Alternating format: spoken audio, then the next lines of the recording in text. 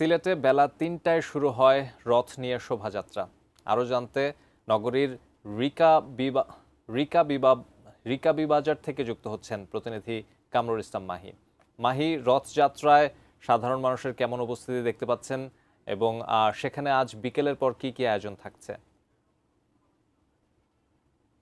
আপনি যেমনটা বলছিলেন, সিলেটে আসলে যে রথযাত্রা সেটি বিকাল ৩টার দিকেই শুরু হয়েছে।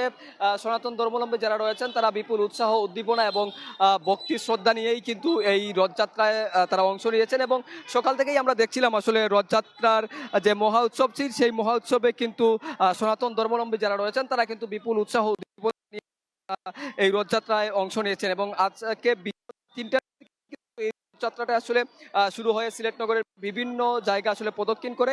এছাড়াও কিন্তু সকাল থেকেই কিন্তু এই রথযাত্রার যে মহা উৎসব সেই মহা উৎসবের যে আনুষ্ঠানিকতা শুরু হয়েছে এবং সিলেটে মূলত 9 দিন ব্যাপী একটি কর্মসূচি নেওয়া হয়েছে এবং আপনি দেখতে পাচ্ছেন আমি এই মুহূর্তে যে জায়গাটিতে আছি সিলেটের রিকাবি বাজার। এই রিকাবি বাজারে আসলে রথ উৎসবকে কেন্দ্র করে আসলে মেলা বসেছে এবং গ্রামীণ যে ঐতিহ্যর বিভিন্ন মিশেলে কিন্তু এখানে বিভিন্ন রকমের মেলার স্টল দেওয়া হয়েছে এবং নারী পুরুষ থেকে নিয়ে সনাতন ধর্মাবলম্বীদের পাশাপাশি অন্য ধর্মাবলম্বী যারা রয়েছেন তারাও কিন্তু এই রথযাত্রায় আসলে অংশ নিয়ে বলা চলে। সিলেটে যে রথযাত্রা সেই রথযাত্রায় আজকে সকাল থেকে আনুষ্ঠানিকতা শুরু হয়েছে এবং আগামী 5ই জুলাই উল্টু রথযাত্রার মধ্য দিয়ে কিন্তু এই আনুষ্ঠানিকতা শেষ হবে। তো এই ছিল সিলেট থেকে আমার কাছে সর্বশেষ। তারিখ।